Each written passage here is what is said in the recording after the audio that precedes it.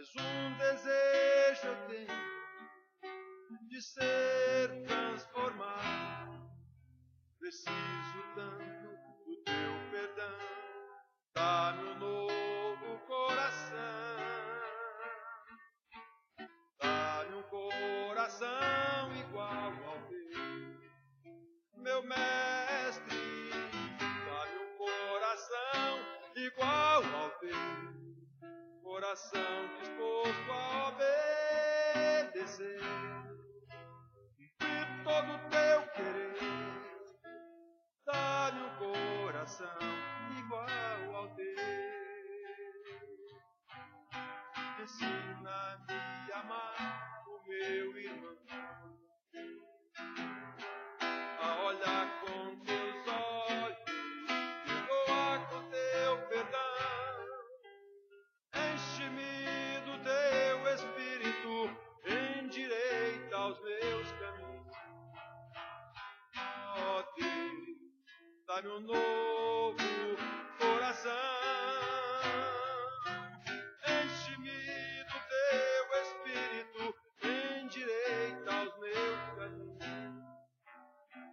Ó Deus, dá-me um novo coração. Dá-me um coração igual ao teu, meu mestre. Dá-me um coração igual ao teu, coração disposto a obedecer, cumprir todo o teu querer. Dá-me um coração igual ao teu. Dá-me um coração igual ao teu. Dá-me um coração igual ao teu.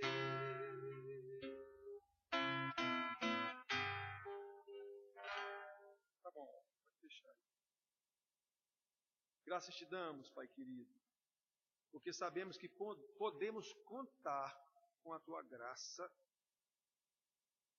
com o teu poder, com a tua sabedoria para nos ensinar,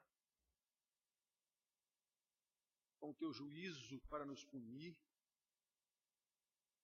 E sabemos que um Deus santo não pode condescender com o erro. O Senhor até perdoa, sem nenhuma dúvida, mas pune o erro.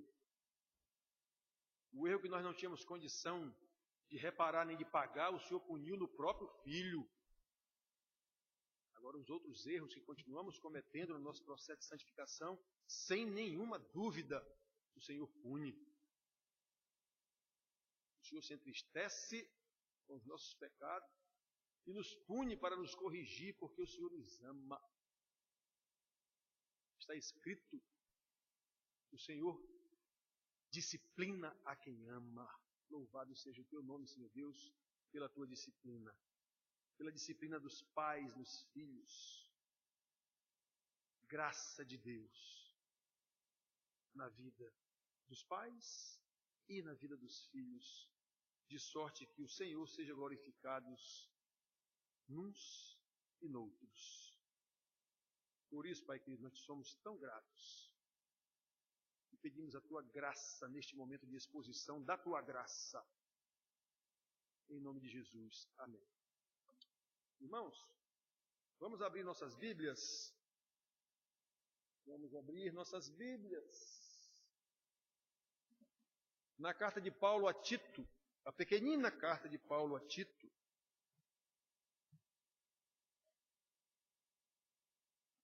Tito foi um discípulo de Paulo.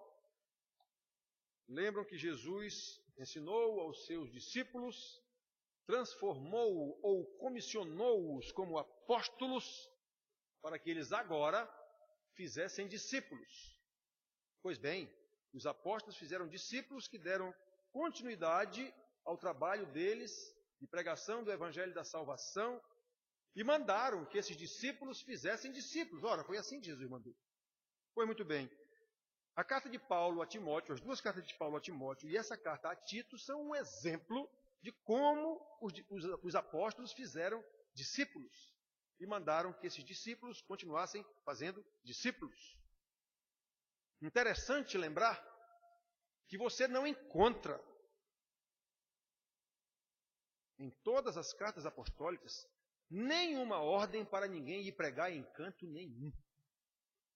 Eles já haviam pregado.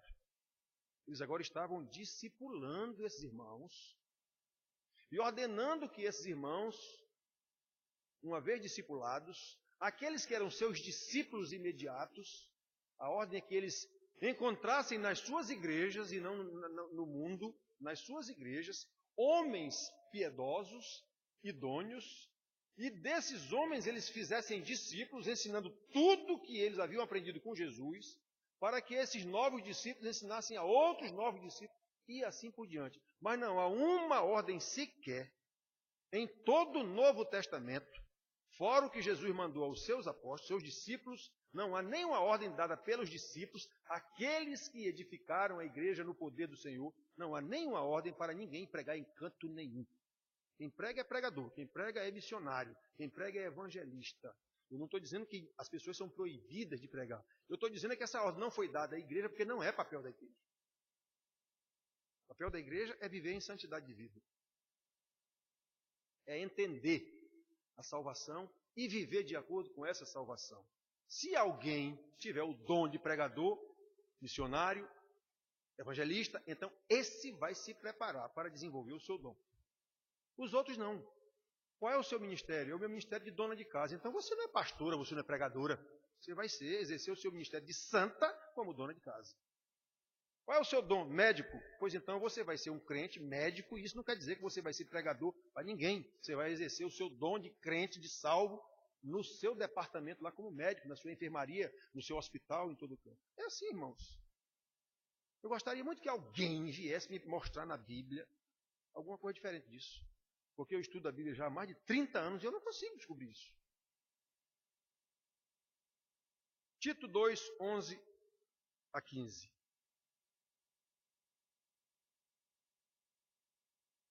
Porquanto a graça de Deus se manifestou salvadora a todos os homens, educando-nos para que, regeneradas a impiedade e as paixões mundanas, vivamos no presente século sensata, justa e piedosamente, aguardando a bendita esperança e a manifestação da glória do nosso grande Deus e Salvador, Cristo Jesus, o qual a si mesmo se deu por nós, a fim de remir-nos de toda iniquidade e purificar para si mesmo um povo exclusivamente seu, zeloso de boas obras. Diz essas coisas, Tito. Essa carta foi escrita para Tito. Dize essas coisas, Tito. Exorta e repreende também com toda a autoridade. Você é um pastor, Tito. Ninguém te despreze. Então essa carta foi para um pastor. Essa carta não foi para a igreja. Essa carta não foi para nenhuma igreja. Assim como as cartas de Timóteo não foram para nenhuma igreja, foram para Timóteo, como pastor, para que ele ensinasse a sua igreja. Não foi para que ele ensinasse em Éfeso, onde ele pastoreava. Foi para que ele ensinasse a sua igreja. Assim como Tito. Essa carta para Tito foi para que ele ensinasse a sua igreja em Creta.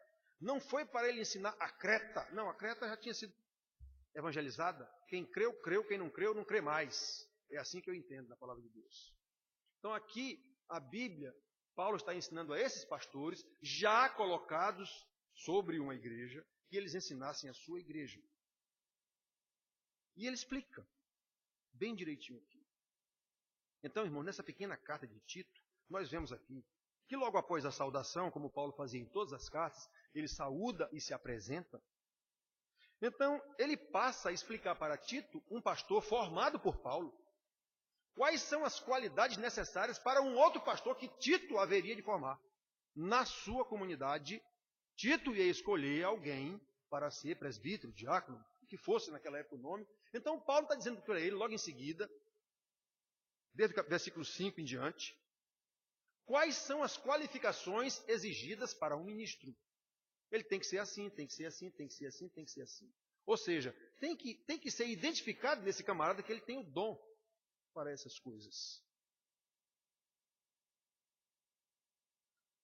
Logo em seguida, na ordem, eu estou dizendo para vocês, ele chama a atenção para os falsos mestres que existem dentro da igreja, sempre existiram e sempre existirão. Jesus chamou tanta atenção para isso. Cuidado com os falsos mestres, vestidos de pastores, mas na verdade são lobos vorazes. Cuidado com eles. Eles farão milagres, farão maravilhas, falarão bonito e enganarão a muitos, se possível, os eleitos. Se possível, isso quer dizer, não será possível. Os eleitos quer dizer que há um povo separado, que Paulo diz aqui a Tito, povo de propriedade exclusivamente dele, povo zeloso de boas obras. Você é salvo, meu irmão? Sou. Cadê o seu zelo pelas boas obras?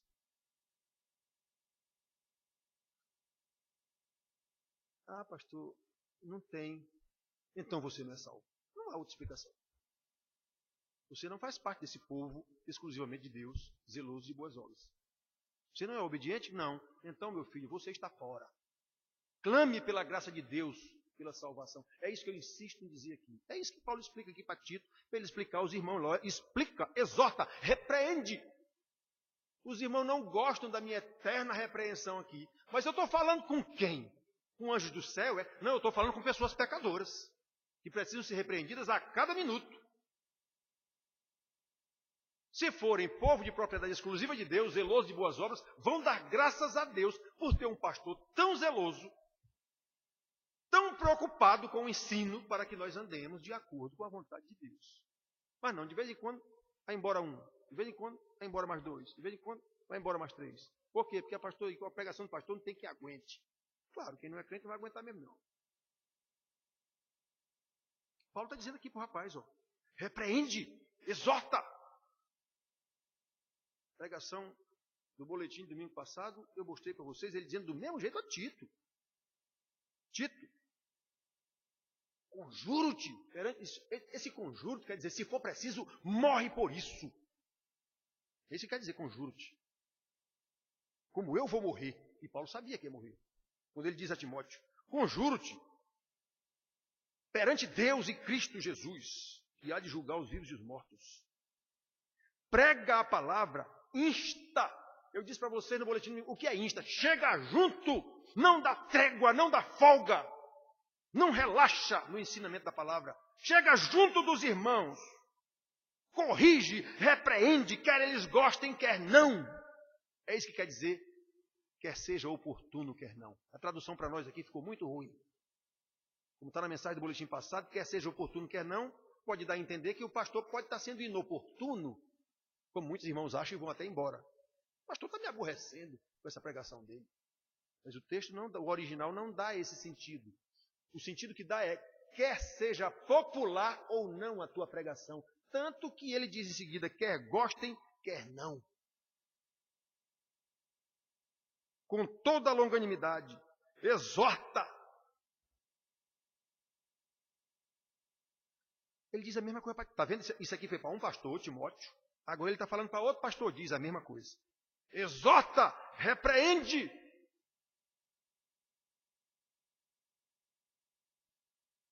Mas o pastor bom é aquele que faz pregação bonita, que deixa a gente, eu hoje saio daqui, que bênção essa pregação. Mas o testemunho continua o mesmo. A vida continua a mesma, do mesmo jeito, sem qualquer alteração.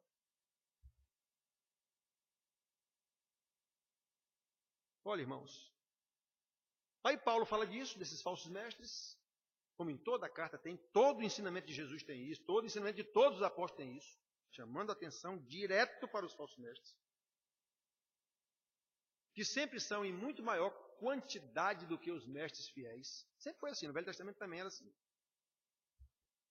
Por quê? Falei para David aqui antes do culto, porque nós somos pecadores.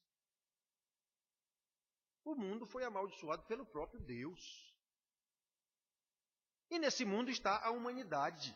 Pois muito bem, dessa humanidade amaldiçoada pelo próprio Deus, ele está tirando os que ele quer para louvor da sua glória.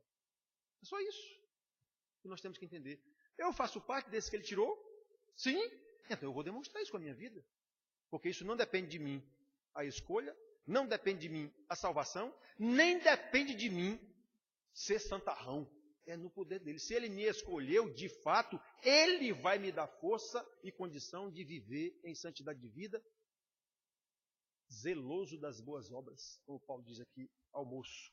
Pois muito bem. Então, irmãos, depois disso ele começa a explicar as funções de quem faz parte desse povo exclusivo de Deus, zeloso de boas obras. Aí ele sai dizendo como deve viver o homem, o ancião, a anciã, a mulher, o menino, o pai, a mãe, o empregado, o patrão. Ele sai dizendo tudo aqui. Torna-te, tu, Tito, torna-te pessoalmente padrão de boas obras. Tu és o pastor, tu tem que dar o exemplo. Quantos pastores safados, corruptos, picaretas nós conhecemos que uma multidão o segue, detalhe, sabendo que ele é tudo isso que eu disse antes. E continua seguindo ele. Obviamente, isso não são ovelhas de Cristo. Nem ele é pastor de Cristo, nem as pessoas que o seguem são ovelhas de Cristo. Sem nenhuma dúvida. Eu não estou aqui dizendo, eu sou o bonzão. Não estou dizendo isso, eu estou dizendo o que a Bíblia diz. Então, torna-te pessoalmente padrão de boas obras. No ensino, mostra integridade, reverência, linguagem sadia e irrepreensível para que o adversário seja envergonhado e não tendo indignidade nenhuma a dizer a nosso respeito. Pois é, quando as pessoas têm indignidade a dizer dos pastores, é porque eles não são pastores. Aí ele vem e trata dos empregados. Olha que coisa interessante aqui. É até interessante eu ler isso aqui. Quanto aos servos ou empregados, naquela época era escravo mesmo. Não era empregado de carteira assinada, não, era escravo mesmo. Quanto aos servos, que sejam em tudo obedientes aos seus patrões, dando-lhes motivo de satisfação. Meu patrão é satisfeito comigo?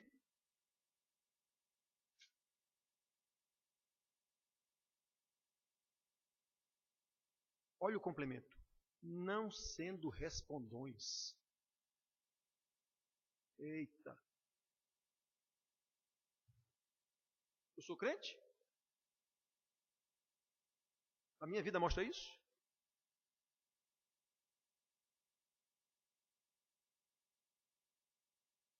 Então o apóstolo Paulo ensina os deveres dessas pessoas.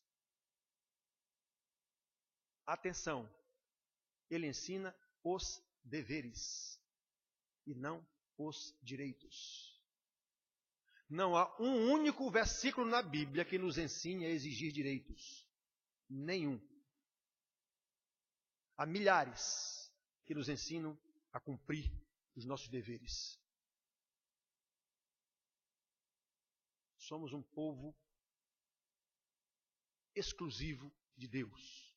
Um povo que tem que ser diferente do mundo. O mundo só quer direitos, direitos e direitos. Cumprir deveres que é bom, neca.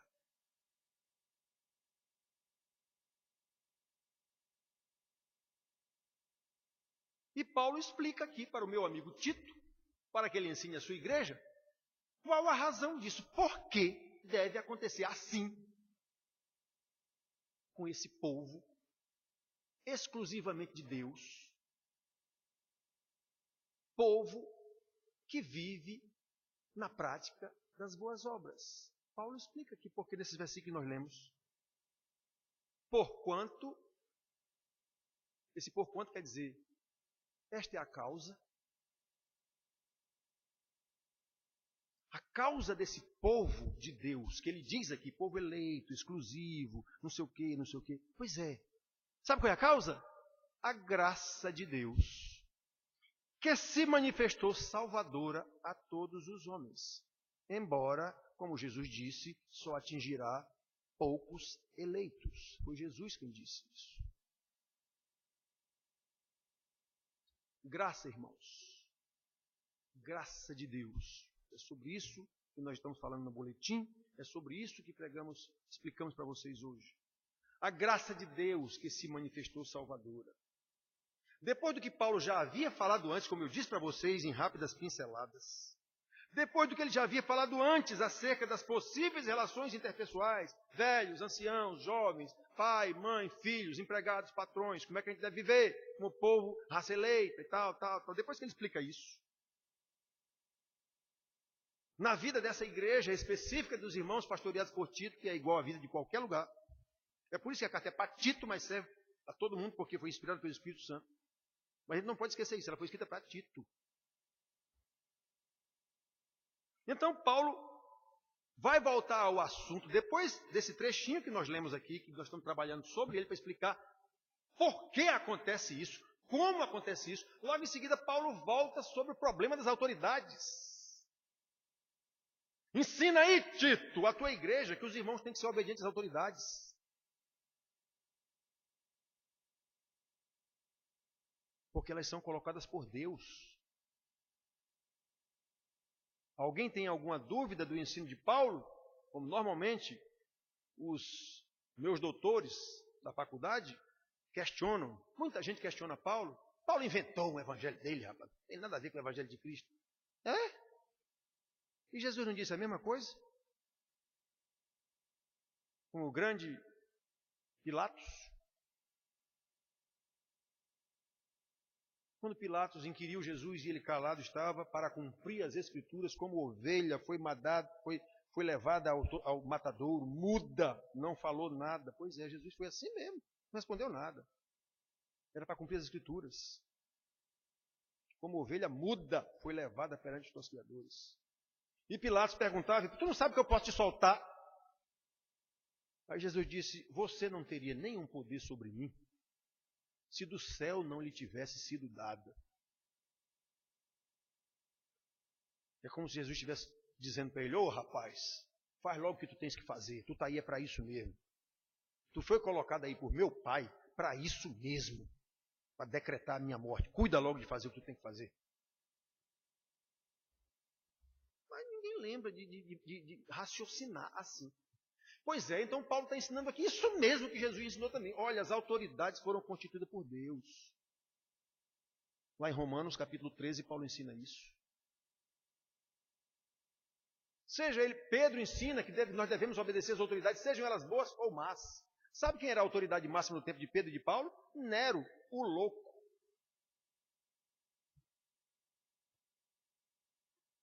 Que mandou incendiar Roma, botou a culpa nos crentes, nos evangélicos, nos cristãos, aí depois massacrou os cristãos tudinho, porque botou a culpa neles do incêndio de Roma.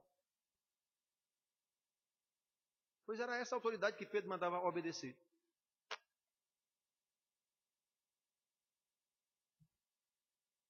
A propósito, vamos falar rapidamente das eleições. A essa hora a gente já deve ter praticamente o governador do nosso estado eleito. E se a gente perguntar aos irmãos: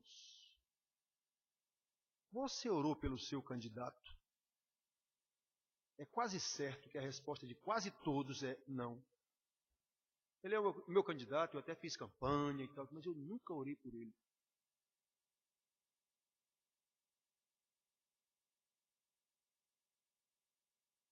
Eu não entendi mesmo o que é a salvação.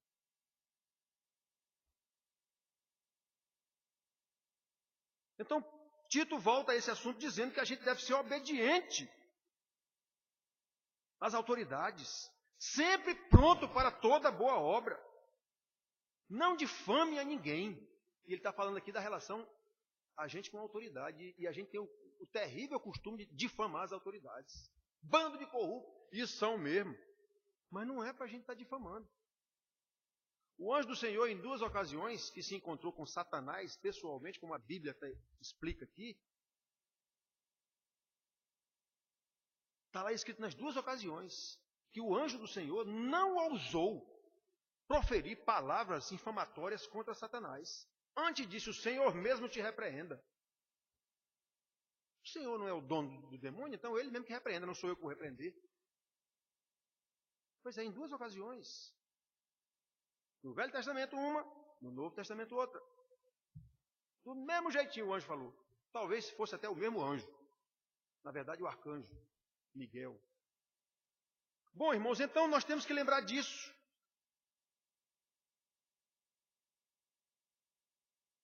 Essas coisas só são possíveis se, e somente se, estivermos sob a graça salvadora de Deus. É isso que Paulo está ensinando para o nosso amigo Tito, para ele ensinar para a sua igreja, como eu estou ensinando agora aqui para vocês. A graça de Deus, que veio até nós, na pessoa de Jesus, porque a graça de Deus se manifestou salvadora a todos os homens, e nós sabemos como foi que essa graça salvadora se manifestou. Foi na pessoa de Jesus, o Filho de Maria. O Filho de Deus encarnado, ou tomando a forma de homem.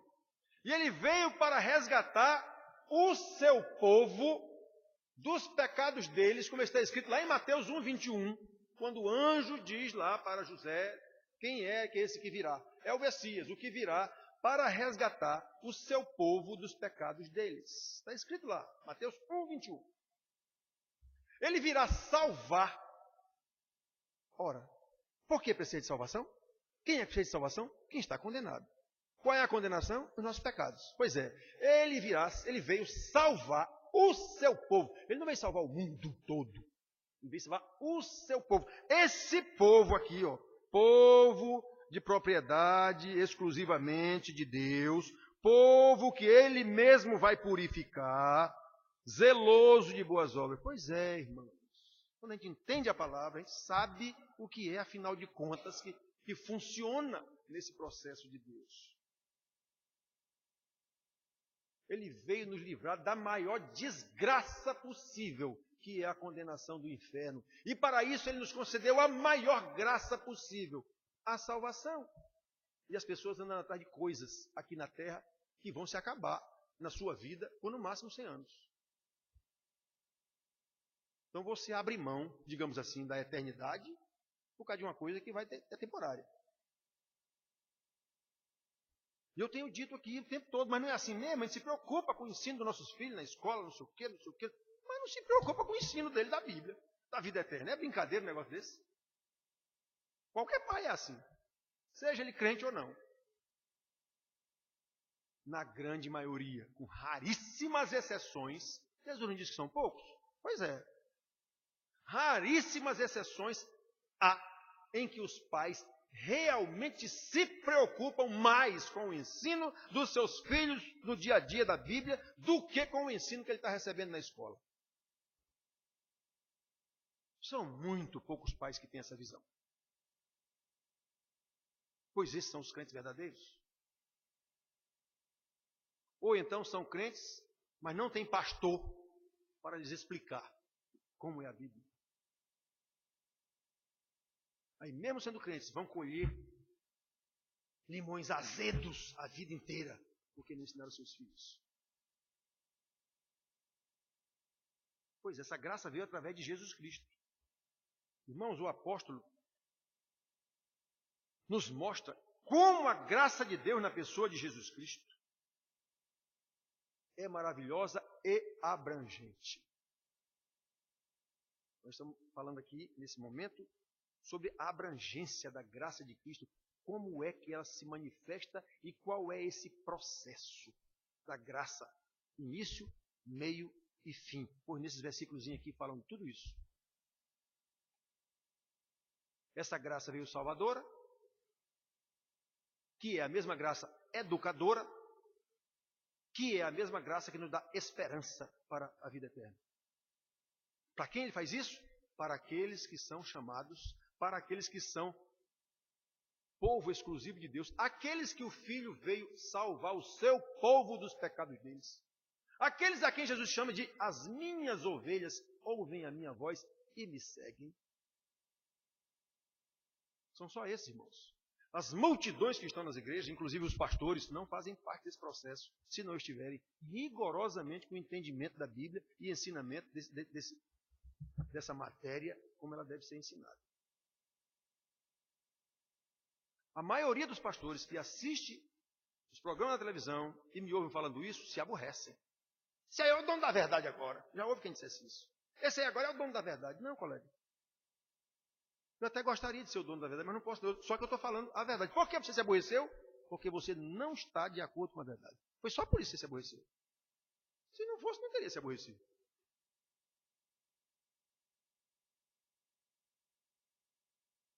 Se alguém disser, o pastor do 13 de maio é um pastor corrupto, isso não vai me atingir.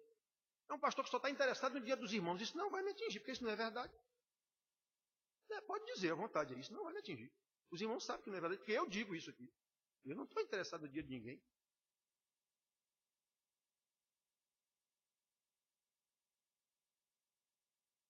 Então, irmãos, olha, é graça, é graça, é graça. É a graça que nos salva, é a graça que nos educa, é a graça que nos dá esperança da glória. Não depende de nós isso em nada. Essa graça em nós é que faz com que ela se manifeste através de nós. Ninguém dá o que não tem. Se eu não tenho graça, eu não posso manifestar graça.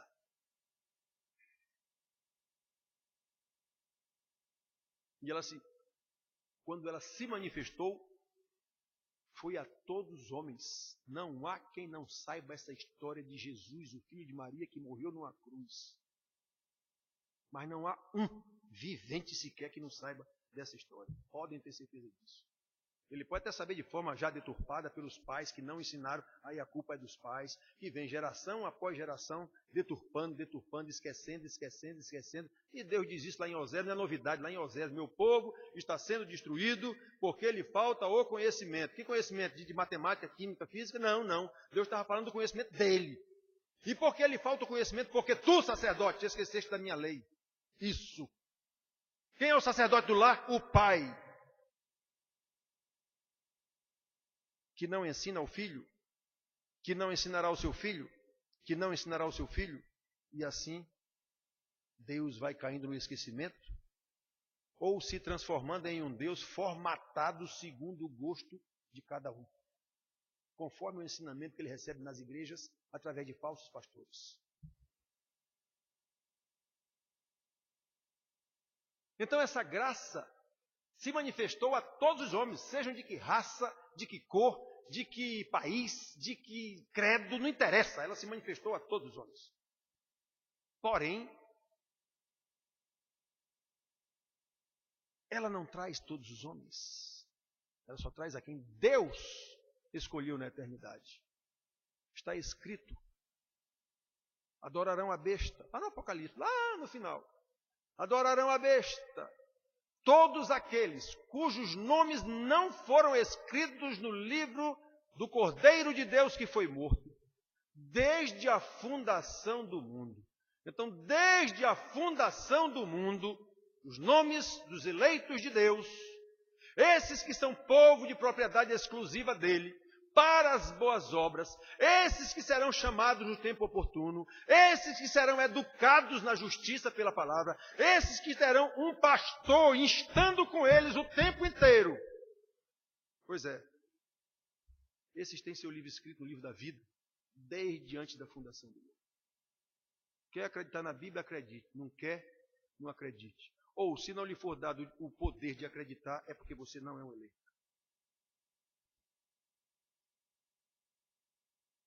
Então, irmãos, quando nós sabemos dessas coisas, aí a gente tem condição de fazer uma avaliação da nossa vida. Peraí, como é que eu vivo? Eu sou um marido exemplar? Eu sou uma esposa exemplar? Nós somos pais exemplares? Nós somos filhos exemplares, obedientes? Nós somos ovelhas de Cristo, estamos seguindo um pastor que ensina a palavra com integridade? Eu estou sendo um pastor que se preocupa em estudar a palavra de Deus, em ruminar essa palavra, em discernir essa palavra, em meditar nessa palavra, para que possa ensinar Como diz o Paulo, detalhe, ele disse que aquilo foi para um pastor, não foi para a igreja. Para que eu possa me apresentar diante de Deus como um obreiro que não tem do que se envergonhar, mas que domina bem a palavra da verdade. Pois é, isso foi escrito para um pastor, não foi para a igreja, não. Embora os próprios pastores fiquem acusando a igreja usando esse versículo. Mandando as igrejas ir pregar não sei aonde, porque você tem que aprender a... Homem, essa carta foi escrita para um pastor. Serve para todo mundo? Sim, serve para todo mundo, mas presta atenção, ela foi escrita para um pastor.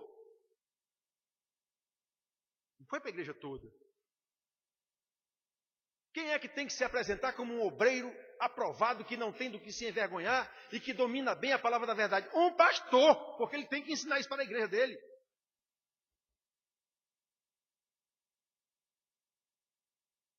Mas os pastores, querendo se esquivar da sua responsabilidade, transferem para a igreja como um todo.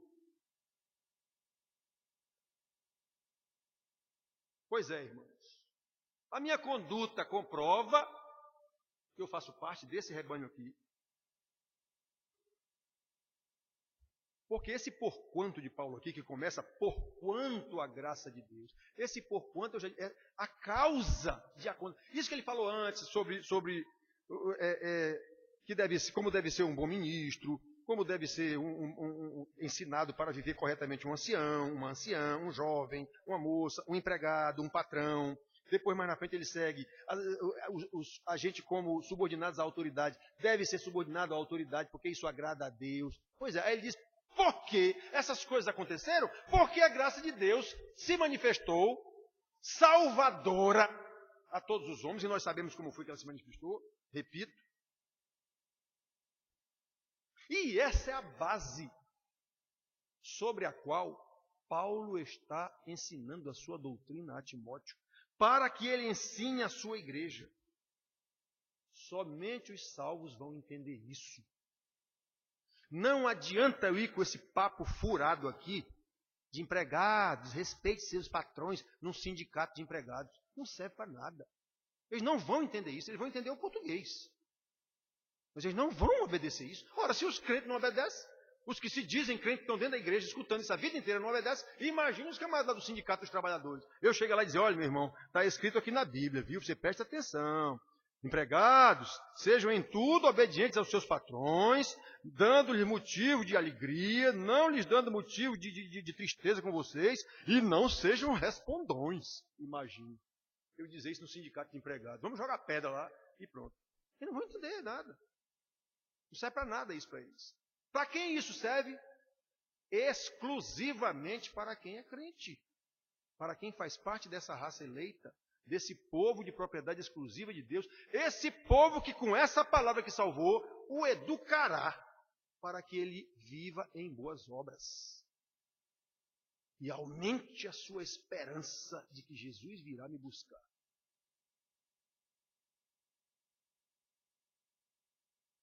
Esse é o segundo ponto, queridos. A graça salvadora é também a graça educadora. E essa graça é educadora porque aquele que salvou, como explica Paulo lá em Romanos, aquele que salvou, que predestinou, a estes também justificou, a estes também santificou, a estes também glorificou. E olha que não tem ninguém glorificado ainda, só Jesus. Mas Paulo já dá isso como acontecido na eternidade, porque não está escrito lá que os salvos, os livros, os seus nomes já estão escritos no livro da vida? Pois é, Paulo recebeu essa revelação com perfeição e está dizendo isso. Olha, isso tudo já aconteceu. Está acontecendo aqui no nosso tempo, mas tudo já aconteceu. Não tem ninguém que Deus salvou na eternidade que vai faltar lá no céu, não. Nem tem ninguém que ele não salvou e na última hora será salvo e entrará no céu. Não existe isso. Isso é coisa determinada na eternidade. Por isso que Jesus diz, todo aquele que o Pai me dá, ninguém o arrebata da minha mão. E também diz, e ninguém vem a mim, se não for o Pai que me der. Ou seja, nós somos somente objeto do amor e da graça de Deus. A graça salvadora tem um aspecto pedagógico também. E aqui nós podemos ver a doutrina condenada por várias denominações, mas esposada pela nossa igreja. A doutrina da perseverança dos santos. Por quê? Porque Jesus disse: ninguém que o Pai me deu, ninguém o arrebatará da minha mão. Ora, bolas. Então, se ninguém o arrebatará da minha mão, é impossível que um salvo deixe de ser salvo. Primeiro, não foi ele que se salvou, foi Deus. Segundo, não é ele que se conduz em santidade de vida, é Deus que o conduz pelo poder do Espírito Santo. Terceiro, não é ele que vai chegar no céu batendo na porta, vai dizer: São Pedro, me deixa entrar aí porque eu fui isso, bom marido, bom pai, bom político. Não é isso. Se porventura acontecesse essa possibilidade de você bater na porta do céu, como a nossa cultura ensina isso, e Pedro atendesse dizendo lá: quem é você? Sou eu, São Pedro, Juarez. Quero entrar. E por que você acha que eu devo deixar você entrar? Se você fosse um salvo mesmo, caso acontecesse isso, se você fosse um salvo mesmo, você responderia tão somente: pela graça do meu Senhor que me salvou em Cristo Jesus. É por isso que eu devo entrar. São Pedro não tinha outra coisa que não fazer. Pois não, entre. Quem sou eu para lhe barrar, por exemplo? Foi Jesus que salvou o Senhor, foi ele que salvou a mim também. Entre, seja bem-vindo, meu conservo. Pois é. Você não ia dizer porque eu sou bom, porque eu sou bom filho, porque eu fui bom pai, porque eu não sei. Isso aí quem dizia os fariseus. Pois olha, irmãos, aqueles a quem a graça de Deus se manifestou salvadora em Cristo Jesus, essa mesma graça também se manifesta em forma educadora. Foi para isso que nós recebemos a palavra prontinha para nos ensinar. É essa mesma palavra que Paulo manda a Tito e a Timóteo para que eles ensinem a sua igreja. E obviamente a ordem que ele deu a Tito e a Timóteo serve para qualquer pastor. E mais, não há trem carregado de Satanás que possa frustrar esse propósito de Deus. Um salvo será educado na palavra.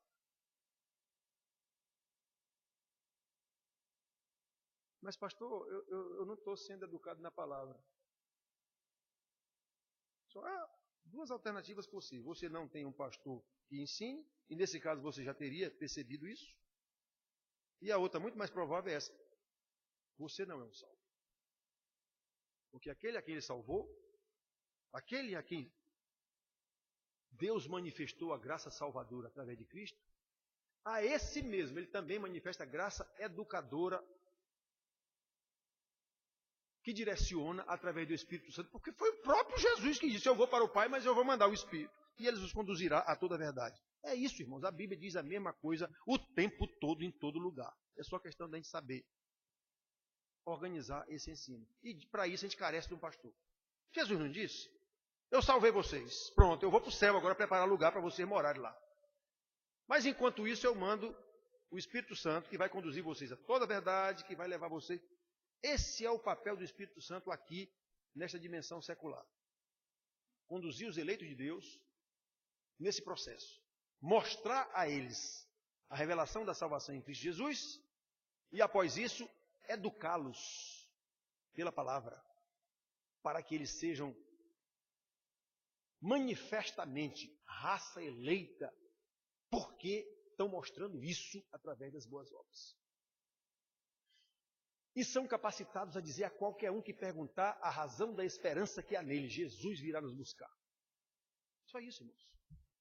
Simples assim. Interessante é que o irmão me falou que o outro pastor aí disse que a minha pregação era totalmente arcaica. Ele está com a pregação de uma teologia muito arcaica. Teologia hoje é nova. É uma teologia nova. Essa teologia que ele prega, tempo de Calvino, isso não existe mais não. Teologia agora é nova. Quem é isso? É um pastor da teologia liberal. Que é o arminianismo, teologia liberal. Condenada ao longo da história da igreja, mas viva dentro da igreja sempre. Com os falsos pastores, como Paulo chama a atenção aqui, cuidado com os falsos mestres. Cuidado, eles estão infiltrados. Porque existem muitos insubordinados, palradores é tagarela, que fala o tempo todo, frívolos, enganadores.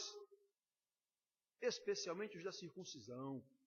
Quem era esse da circuncisão? Os judeus que se achavam os bonzões da salvação. Os fariseus, os judaizantes, todos eles. Pois é, irmãos, então olhem só. Eu estou arcaico porque a minha teologia é arcaica. Existe teologia nova.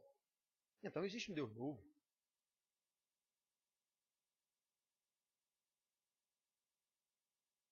Existem pecadores novos. Existe salvação nova. Existe um Satanás novo. E provavelmente deve existir uma Bíblia nova. O que eu estou pregando é arcaico. Interessante que Jó, um homem de eras longínquas, já sabia disso que eu estou dizendo aqui agora e que Paulo ensinou aqui. Que os propósitos de Deus não podem ser frustrados. Bem sei que tudo podes, e nenhum dos teus planos pode ser frustrado. Isso Jó disse, ó. Paulo ensina aqui para esse camarada. Jesus disse, ninguém pode arrebatar da minha mão as minhas ovelhas. Ninguém enganará as minhas ovelhas, porque não será possível enganar as minhas ovelhas. Quem é crente vai viver como crente.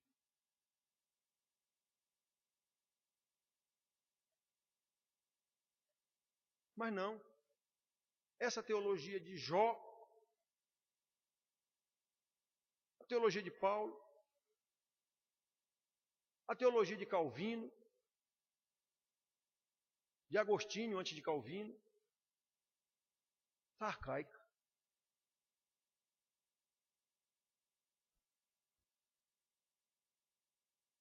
Pois, irmãos, é isso que Paulo está ensinando aqui a Tito. Está arcaico coisa nenhuma. A Bíblia é a Bíblia, que é a palavra de Deus, que é Deus eternamente. Que salva pecadores que são pecadores desde o tempo de Adão até o dia em que Jesus vier redimir toda a criação condenada e amaldiçoada pelo próprio Deus, lá no pecado de Adão. Satanás é o mesmo Satanás com os mesmos ardis que ele usou contra Eva e teve sucesso. Os mesmos ardis que ele usou contra Jesus e não teve sucesso, porque Jesus resistiu-lhe na fé. Que fé? A palavra está escrito. Há quantos séculos, talvez mais de milênio, aquela palavra que Jesus rebateu Satanás, a forma como ele rebateu a Satanás, há quantos, talvez mais de milênio foi escrita, e Jesus repetiu do mesmo jeito, pregou do mesmo jeito, não tinha uma nova forma de doutrina para Jesus resistir a Satanás, foi a mesma forma. Não teve uma nova forma de Satanás tentar enganar Jesus, foi a mesma forma que ele enganou Eva. Não tem nova forma para ele tentar nos enganar hoje, é a mesma forma de sempre. Não tem uma nova forma de Deus nos salvar, é a mesma forma decidida pela Trindade na eternidade. Não tem nova forma de demonstrar que é crente, é a mesma forma que Davi, que Samuel, que Moisés, que qualquer um demonstrou.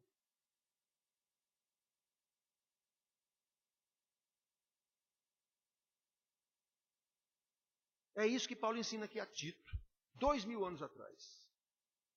É 2000 e aqui nós estamos, 2014, é mais ou menos isso. E ordena que ele ensine na sua igreja. Paulo diz a mesma coisa aos Filipenses. Daniel até citou na pregação do domingo passado. Falando sobre a graça de Deus. Pronto, Daniel pregou domingo passado sobre a salvação em Efésios. Efésios capítulo 1. Como é que se dá essa salvação?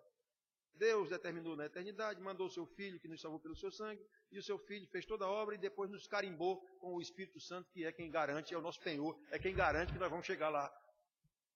O penhor é uma garantia de que eu vou chegar lá. Quem é que vai tirar esse penhor? Se esse penhor foi colocado pelo próprio Deus, quem é que vai tirar? Quem é o Satanás que vai tirar? Quem é que pode perder a salvação? Se foi Deus que deu. Pois é isso mesmo que ele está ensinando também aqui a Tito. Paulo disse lá aos Filipenses também. Daniel citou esse versículo, Filipenses 1,6. Aquele que começou a boa obra em vós, haverá de completá-la Paulo não está falando de doença, não, que nem eu vejo as pessoas orando pelos irmãos em hospital. Ah, irmão, você vai ficar bom. Olha, Deus, aquele que começou a boa obra, vai completar. Não tem absolutamente nada a ver essa palavra com doença de ninguém. Tem a ver com salvação. Aquele que salvou você através da justificação na cruz do Calvário, ele vai ensinar você, como ele está dizendo aqui a Tito, ele vai conduzir você até a glória. É isso que ele quer dizer com aquele que começou boa obra em vós, haverá de completá-la. É isso que ele está dizendo aqui. E como é que Deus vai nos educar? Eu preguei domingo atrasado e está na carta ao moço Timóteo, pastor também aqui, porque a Escritura é através da Escritura.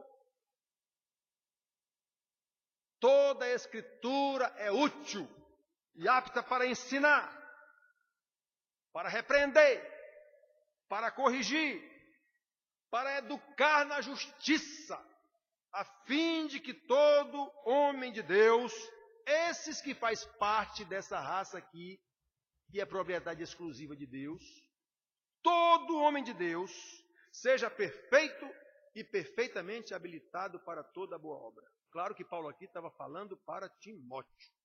Ele é quem tinha que apresentar essas qualidades aqui como modelo para ensinar, inclusive, as suas igrejas. Esse todo homem de Deus que ele está falando aqui na carta a Timóteo, não é toda a população do mundo, ele está falando de um pastor. Claro que eu posso usar isso para todo mundo no sentido de incentivar os irmãos, nós temos que aprender. Mas essa palavra foi para um pastor. Quando ele fala todo homem de Deus, ele está falando todo ministro da palavra. O mesmo que ele diz nessa mesma carta, procura apresentar-te a Deus como obreiro aprovado, que não tem do que se envergonhar e que domina bem a palavra da verdade. É isso. Que os pastores ficam jogando para os irmãos essa responsabilidade para cima dos irmãos. Não é. Quem tem que ter essas qualidades é o pastor. Aí ele vai ensinar isso ao seu rebanho. Ensinar como? Insta, corrige, repreende, chega junto, não dá descanso. Quer eles gostem, quer não. É isso, irmão. Porque quem for crente não vai se enfadar desse ensino. Ele vai ficar com vergonha quando o pastor disser alguma coisa aqui na frente e ele fica lá, isso é comigo. Pois então se corrija. O pastor está mandando recado para mim, o pastor não está mandando recado nenhum. Ele está entregando um recado. O recado é de Deus. O pastor é só o porta-voz. O pastor não fez escritura, não. Nem faz. Ele se limita a explicar e aplicar a escritura. É esse o homem de Deus que Paulo está falando aqui na carta a Timóteo. Ele não está falando de todos os salvos, não. Pois, irmãos queridos, é por isso, esse do Paulo aqui, quando ele diz porquanto, pois é, esse porquanto envolve tudo isso. É por isso que a graça que se manifestou salvadora a todos os homens, também se manifesta na educação dos salvos. Essa graça salvadora que se manifestou a todos os homens, não vai educar todos os homens, não. Ela só vai educar os que foram salvos. Esses que são purificados por Deus para si mesmo, como um povo exclusivamente seu. Paulo não está falando aqui do mundo todo, não. Conquanto a graça salvadora tenha se manifestado salvadora a todos os homens, ela só atinge aqueles a quem Deus quer. O seu povo eleito, exclusivamente seu. Esses que serão purificados. É isso aqui que está ensinado, irmãos. E essa graça salvadora vai o quê? Educando-nos para que renegadas a impiedade e as paixões mundanas, vivamos o presente século sensata, justa e piedosamente. Ou seja, vivamos de forma obediente à palavra de Deus. Só isso. Na graça salvadora, nós podemos observar claramente uma ação pedagógica, ordenada e com um propósito definido, levar os salvos até a glorificação. E quem está cuidando disso é ninguém menos que Deus, Espírito Santo.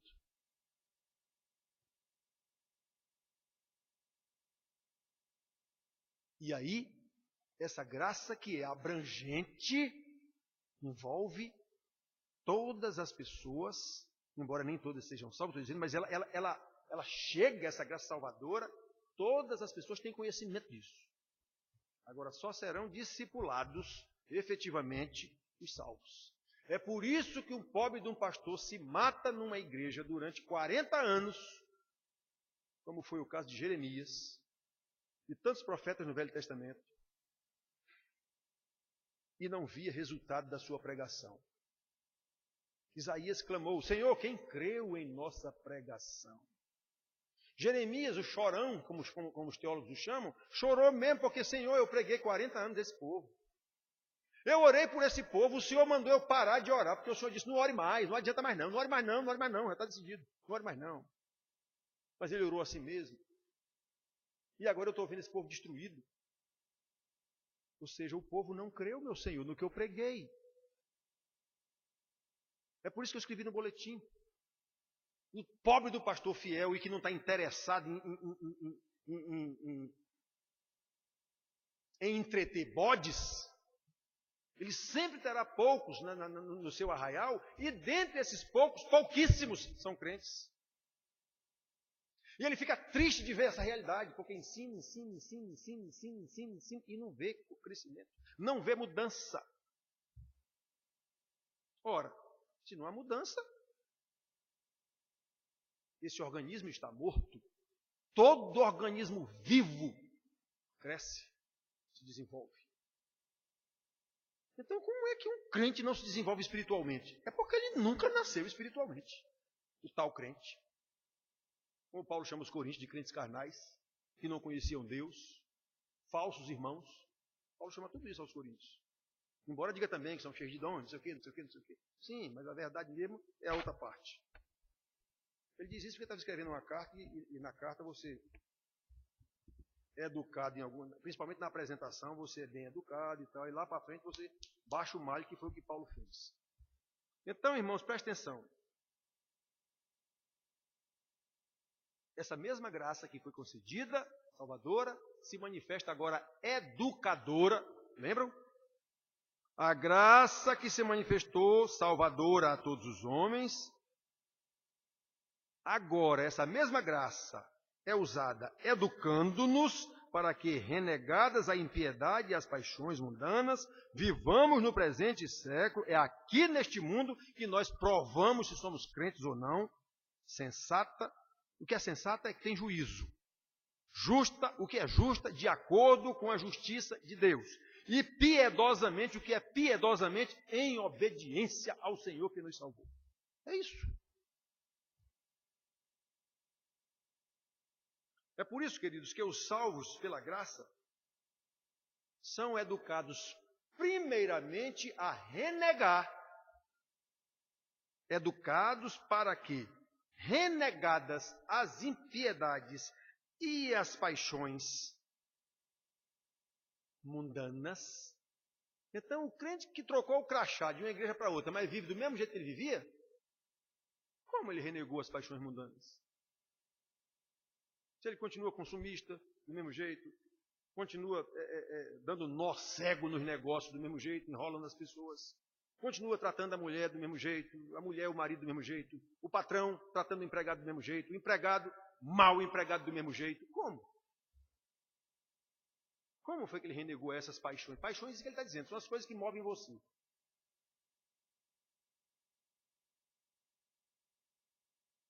Então observe que a salvação, ela tem um escopo, uma área de atuação total, abrangente.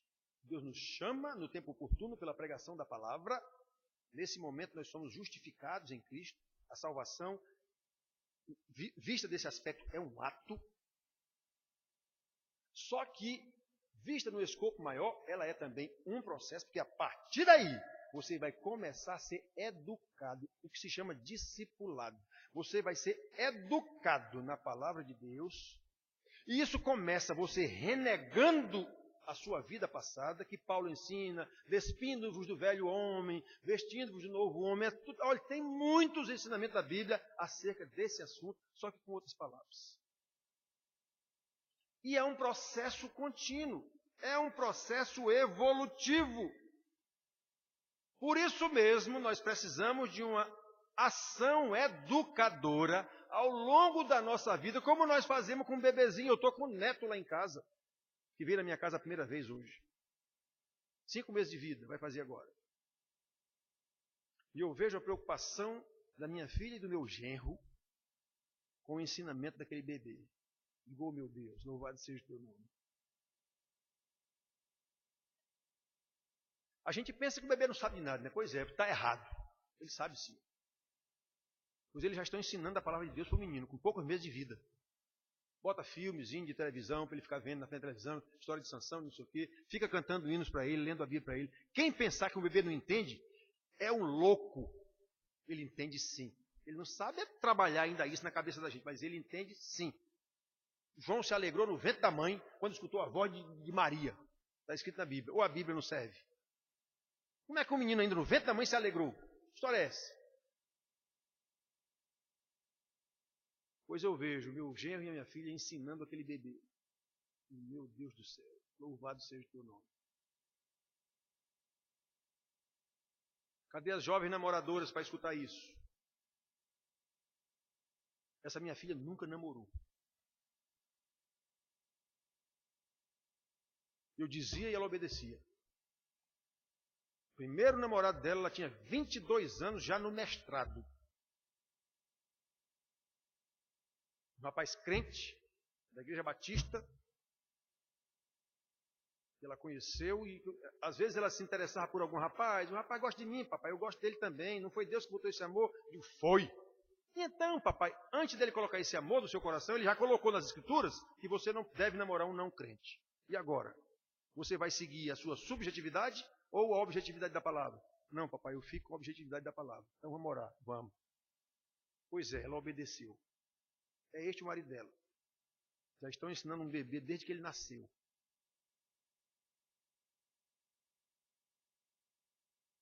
Irmãos queridos, é por isso que os salvos na graça são educados pela mesma graça. Num processo evolutivo. Durante toda a nossa vida. Porque essa graça educadora é que vai nutrir a nossa esperança da glória eterna. Nós vamos ficando cada vez mais íntimos com Jesus, cada vez mais íntimo com Deus, e isso se reflete na relação com os irmãos, com a igreja, com o vizinho, com o governo, com tudo, com o cosmo de Deus.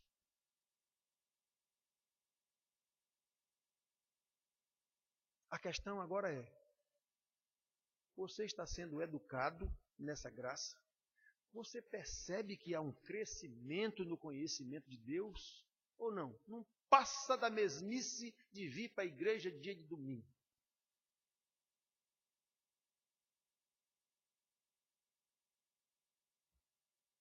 Esse é o terceiro aspecto da abrangência da graça salvadora ensinada por Paulo, irmãos. O crescimento no conhecimento que nos leva a bendita, nutre a bendita esperança da vinda de Cristo, Jesus Cristo em glória. Educando o ponto passado. Primeiro ponto, nós falamos no primeiro versículo. Segundo ponto, no segundo versículo. Terceiro ponto. Aguardando, quando nós somos educados pela mesma graça, essa mesma graça nos leva a aguardar a bendita esperança e a manifestação da glória do nosso grande Deus e Salvador, Jesus Cristo. Na sequência, o qual a si mesmo se deu por nós, a fim de remir-nos de toda iniquidade e purificar para si mesmo um povo exclusivamente seu, zeloso de boas obras. É isso, irmãos. E não pode ser diferente. Ensine quem ensinar, arranje métodos teológicos novos quanto quiserem. Não há como mudar isso. Ou você entende isso, ou não é salvo. Não há outra alternativa. Então nós temos que clamar pela graça de Deus. E isso não depende de nós, ainda tem mais essa. É por isso que nós temos que clamar pela graça de Deus. Senhor, como o salmista dizia, salva-me e serei salvo. Cura-me e serei curado. O salmista não estava doente, não. Esse cura-me e serei curado que está falando é do pecado. Ele não estava doente, não.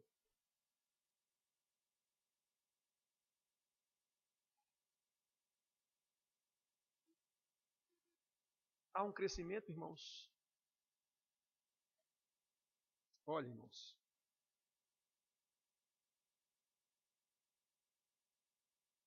Uma pessoa que não entende a palavra de Deus, que não cresce no conhecimento dessa palavra, que não é educada por essa palavra,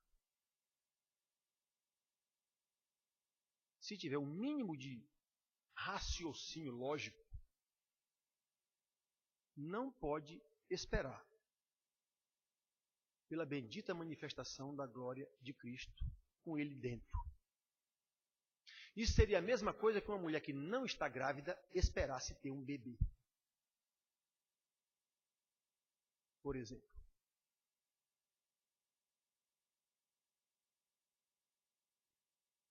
Ou seja, isso é a mais absoluta loucura. As igrejas entupidas de pessoas que não entendem bulhufas da palavra de Deus, não aprendem nada da palavra de Deus, não crescem educadas pela palavra de Deus. Mas as pessoas imaginam que essas igrejas grandes, isso é uma prova da bênção de Deus nessa igreja. A prova da que a minha igreja aqui está tudo errado é que não cresce. Foi dito isso. Mas é o contrário que a Bíblia diz. Se igreja grande, se teologia nova fosse, digamos assim, evidência da graça de Deus, o campeão seria Edir Macedo e Valdemiro.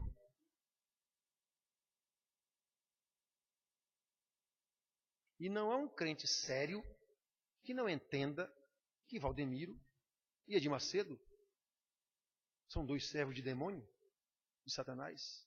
Qualquer crente sério sabe disso. Mas esse mesmo crente sério que sabe disso, diz um negócio desse. Que a prova da graça de Deus na nossa igrejinha é que ela tem crescido. Digo, homem, então a prova da graça de Deus é muito maior lá em Edir Macedo. Em Valdemiro. Com seus métodos novos de ensinar teologia. Teologia não, teologia é conhecimento de Deus. Ali não fala nada sobre o conhecimento de Deus. Então aquilo ali é enganologia, na verdade. Acabei de cunhar esse termo, novinho agora. Escrevam aí para o seu Aurélio para ele botar no dicionário dele. Enganologia, a ciência do engano. Pois é, irmãos, então olhem só, irmãos queridos.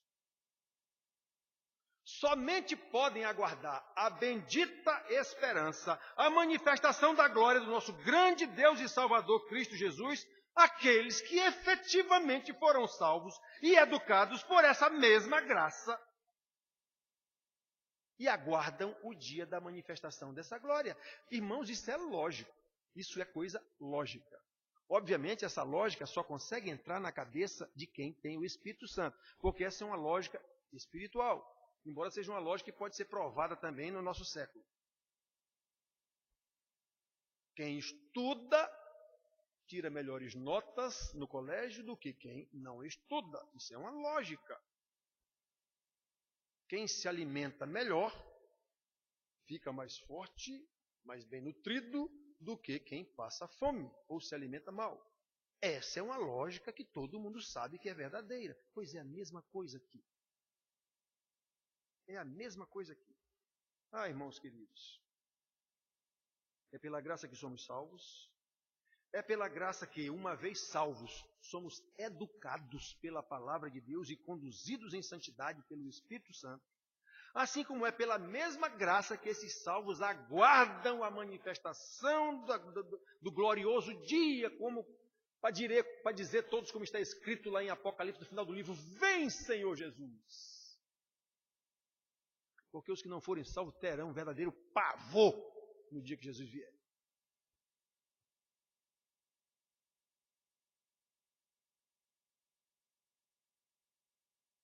Afinal, conforme o versículo 4,